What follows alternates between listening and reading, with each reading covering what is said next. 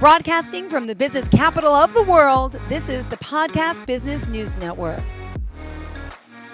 We are back with the founder and professional organizer of Life Organized, Nola. Excited to have her and get to see her in person here today. How are you doing, my friend? I'm doing great. It's so nice to have this Zoom live meeting so we can see each other and meet face to face. I Awesome. agree. I agree. We've been talking for quite a few weeks and getting to know you and all you do around New Orleans and virtually. So please let me start off by introducing yourself and then we'll get to today's topics for sure. Sure. So my name is Shira Lurie, and I am the owner and founder of Life Organized Nola. And I own a professional organizing company. And my specialty has or my niche has become people who are just a little bit below hoarding. So they're not hoarders yet, but there's some reason why it's not organizing just isn't a priority for them.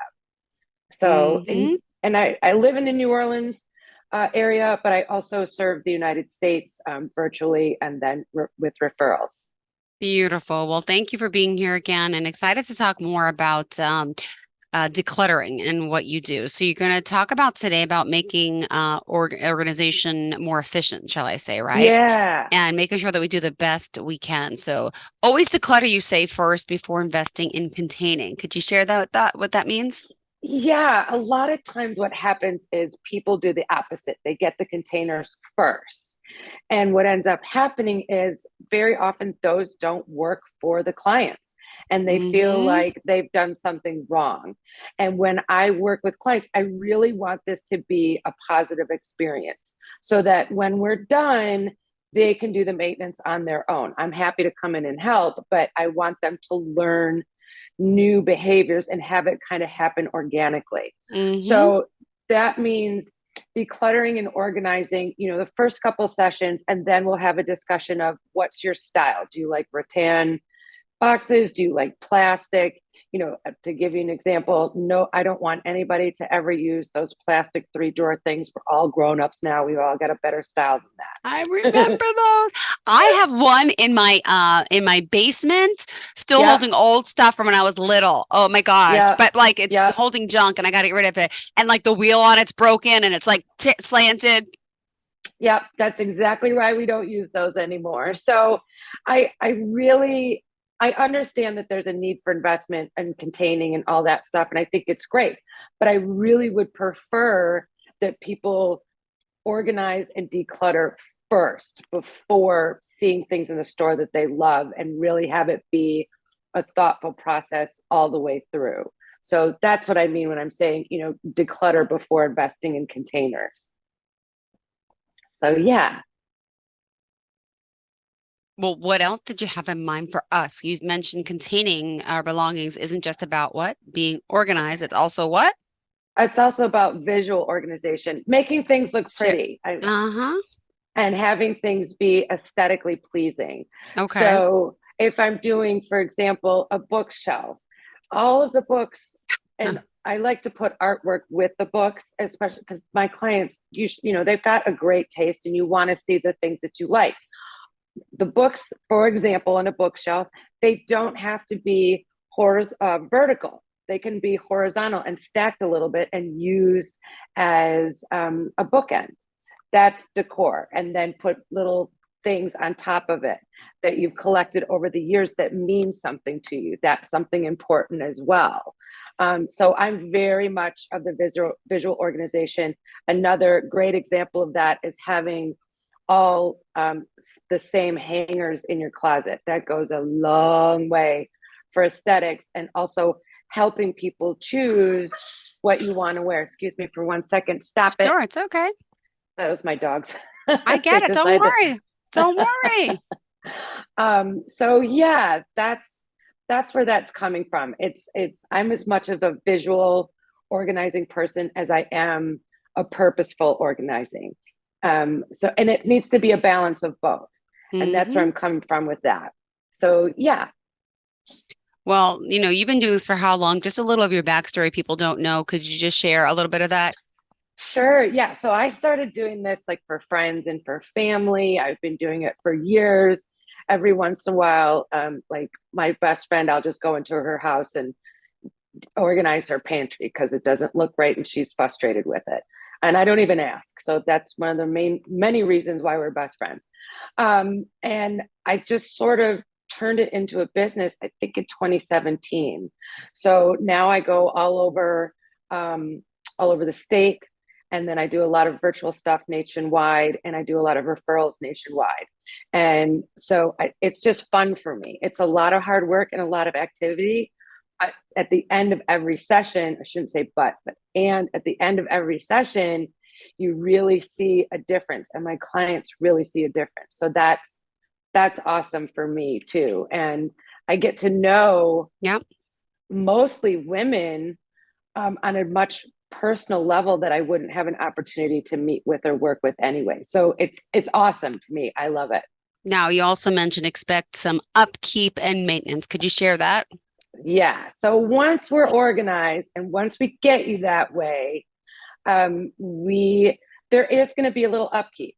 And a good example of this, again, just so our listeners know what we're talking about, how it's the holiday season. So a lot of people bring out their holiday decorations, taking them down after the holidays, putting them away afterwards. That's maintenance. And that's what we need to do. Another good thing that I like about the maintenance is, and I'm a big proponent of labeling where things should go. A good example is a kitchen, labeling where pots and pans go, labeling where bowls for cooking go, and prep stuff.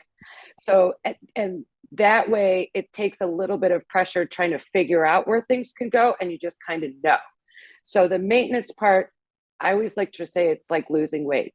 The organizing part is a little bit harder. The challenging, like losing weight is a little bit more challenging, but the maintenance is way easier. Once the organizing and decluttering is done, the maintenance, that's where we want to stay solid and keep things aesthetically pleasing and organized. So that goes, a really, really long way. So there is going to be a little bit of maintenance, and that's okay. That's, we're all adults. We have to upkeep our house. And you also mentioned the benefit of decluttering. We're also able to donate, to give away, right? Yes. And there's always a purpose for something. And yes, what one person's trash, exactly like you said, is another person's treasure. People like to keep things because they might need to use them at some point. If you haven't used them, and I don't know, 2 to 3 years, bye-bye, you haven't used it, and somebody else can find a great use for it. And donating, I'm a big proponent of donating as opposed to having like a garage sale or an estate sale, because it's a lot of work to set up. You don't sell everything, and you end up donating a lot of stuff anyway, and you get a tax write-off for it. And you declare the value of your items that you're donating. So I really think that, that donating is easier. And if we say, okay, we keep donating trash, then what happens is it encourages my clients to make decisions right then and there. And that's important too. And there's, funny memes going around social media where they say, hey, I have things to donate, so I just moved them from my house to my car for a month. I drop them off right away. I like using, personally in the New Orleans area, using a substance abuse recovery center and a domestic abuse survivor shelter.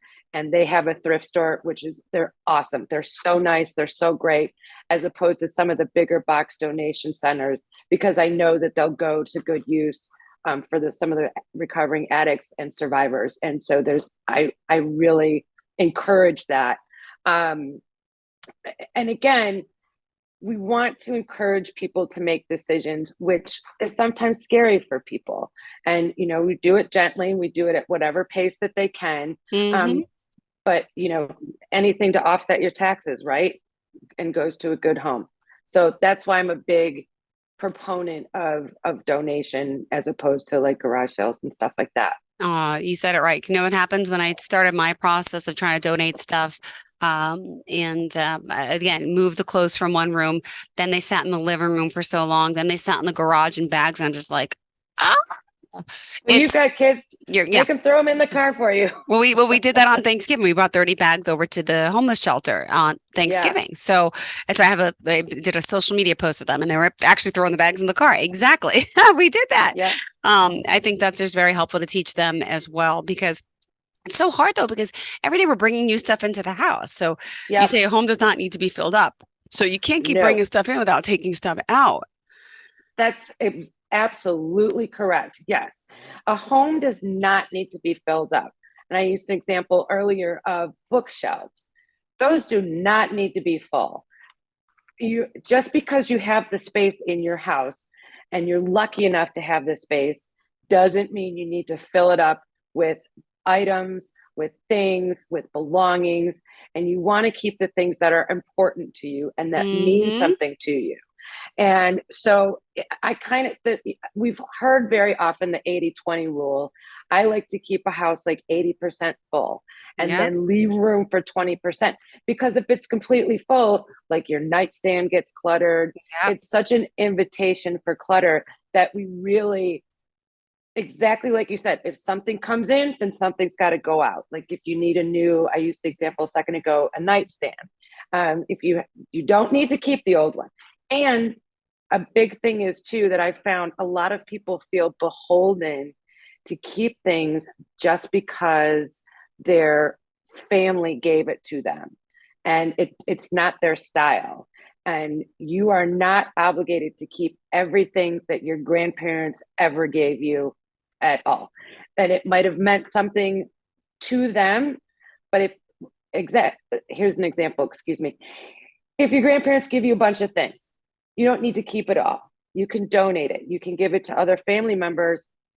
And if you keep the things that you cherish and you will use, that's so important. And I don't think anybody ever expects you to keep family heirlooms forever and ever and ever, especially all of them. Yeah, no.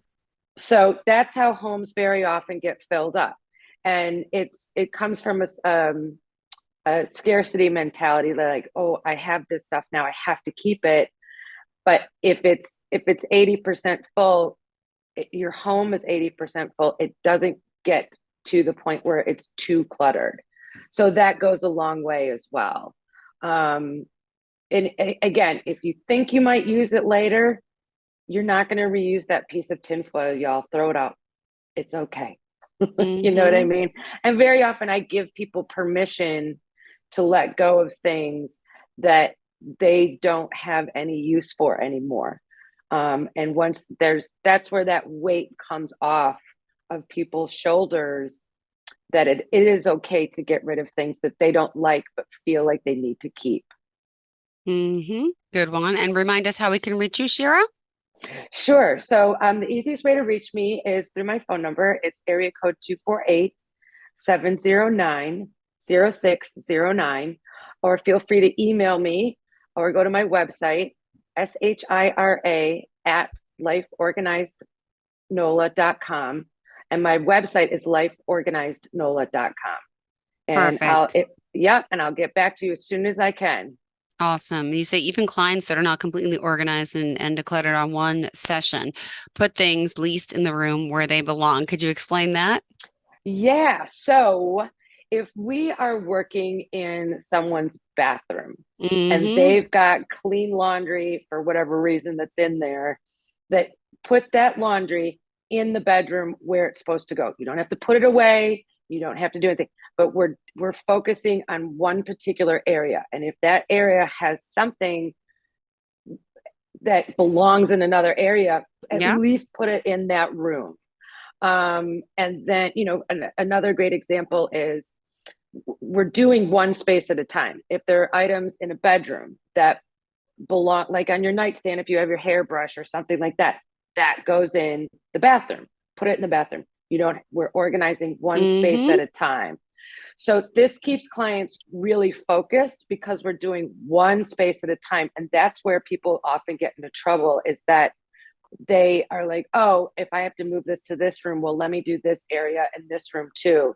And I really try and shy away from that, because if we focus on one space like a bathroom or a bedroom, then we're focused on that. And even if we don't put things away, right away. Eventually you will. And you can organize as you go. And then throughout the process, what ends up happening is if your bedroom is organized and you find something in another room that goes in your bedroom or your closet, then you can put it away where it goes. So it's part of the process. Yeah. Keeping my clients focused on one space at a time is a big learning curve for people.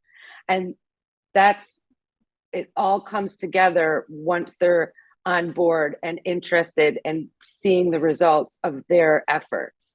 So it goes a long, long way. Just put things close to where they belong. Yeah, and we also talked already a little bit about organizing with children too and helping them, not just the adults, right? Because that also teaches them responsibility, reliability, and accountability, and doing something good. Yeah, and it's funny, I was talking about this with my mom a couple weeks ago, and she said, yeah, as soon as you guys were able, we had chores. And I know a lot of kids these days don't have chores for whatever reason. Like small things, like we emptied the dishwasher. We learned how to do our own laundry at a very early age. We learned how to, if my mom was straightening up her room, we would either be in the room with her or she would help us.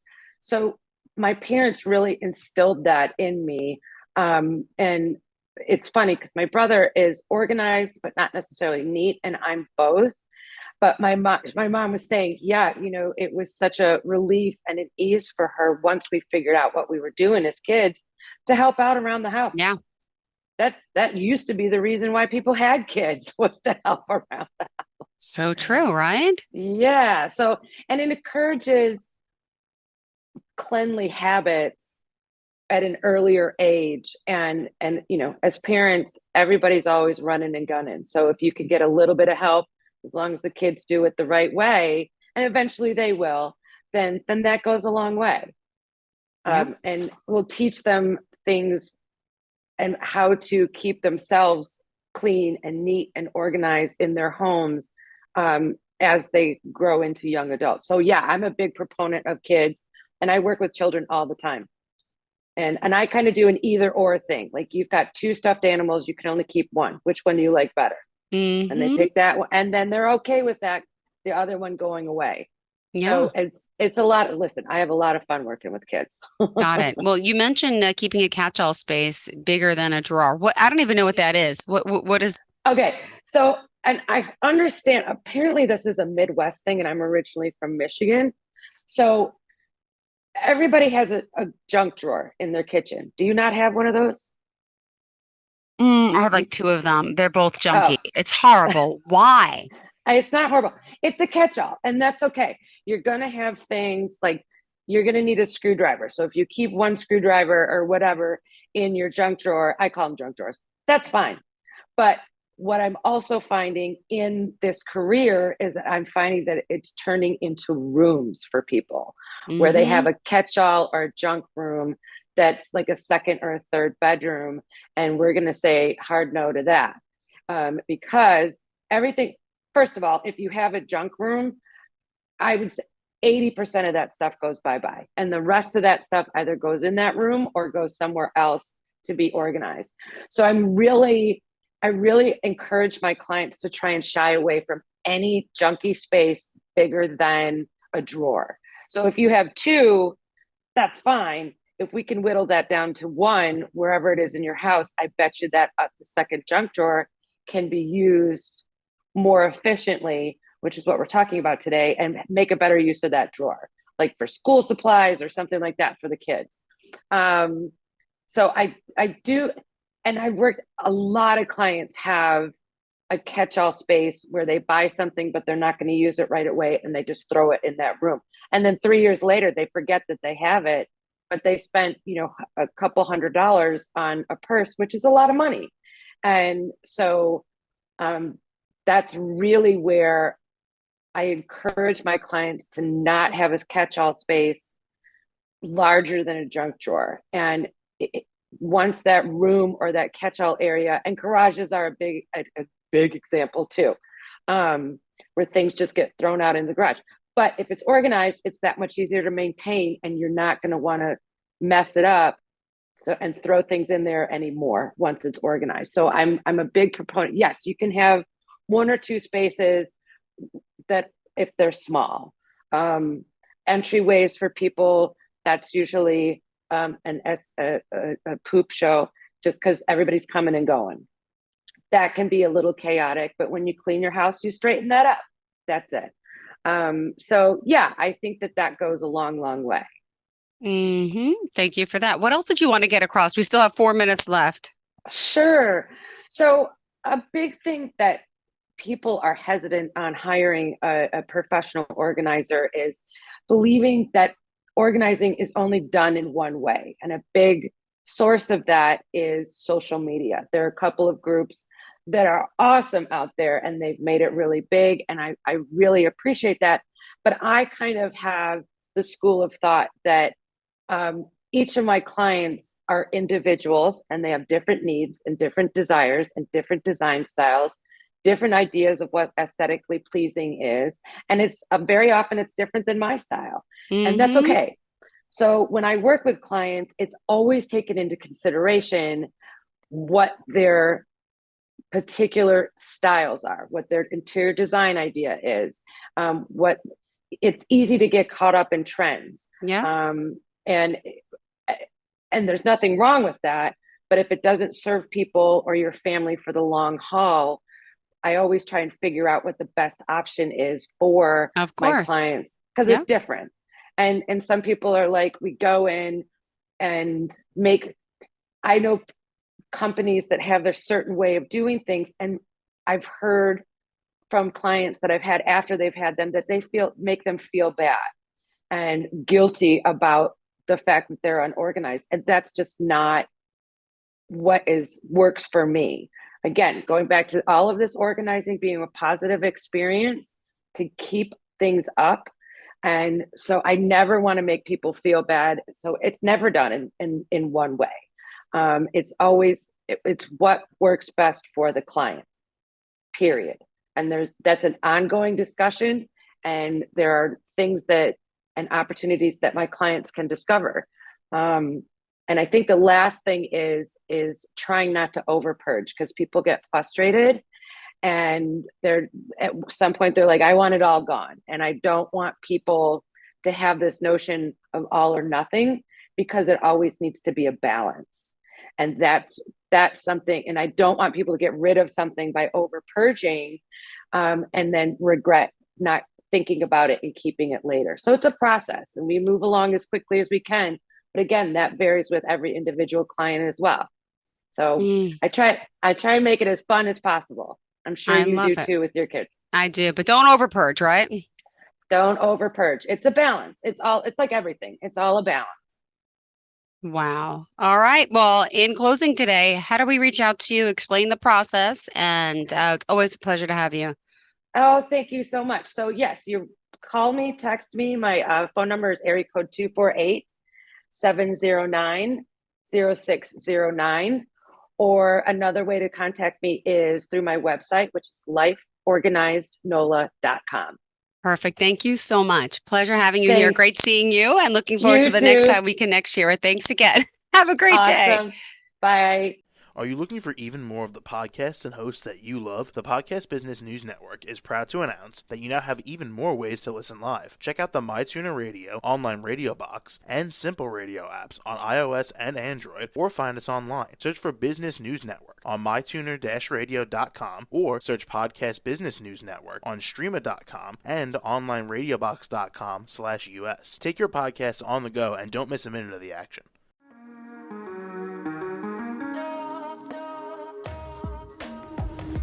Broadcasting from the business capital of the world, this is the Podcast Business News Network. For nearly 2,000 severely injured veterans, everyday life has become filled with barriers.